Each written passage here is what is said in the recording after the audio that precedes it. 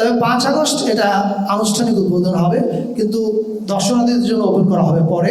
সেই টাইমটা আমরা একটু পরে যাব। শেখ হাসিনা এবং তার গ্যাংয়ের অপরাধের বিচার তো আদালত করবেই, আর এই জাদুঘরটা হচ্ছে এদের অপরাধের আজীবনের বিচার। প্রথম কথা হচ্ছে এখান থেকে যা যা প্রমাণ প্রয়োজন, সে ১৬ বছরে আওয়ামী লীগের দুঃশাসন প্রমাণগুলো আমাদের সঙ্গে কোলাবোরেশনের ভিত্তিতে ক্রাইম ট্রাইব্যুনাল অলরেডি নিয়ে গেছে। ফলে এখানে যে জিনিসগুলো আদালতে আলামত হিসাবে উপস্থাপিত হবে, এগুলো আইসিটির হেফাজতে আছে।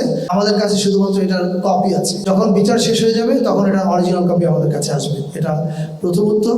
আর দ্বিতীয়ত, আপনি ঠিকই বলেছেন, এই বাড়িতে বসে খুনের পরিকল্পনা হয়েছে। এই বাড়ির যে অফিস রুমটা আছে, ওই অফিস রুমে গেলে মানে আপনাদের গা ছমছম করবে যখন আপনি জানবেন।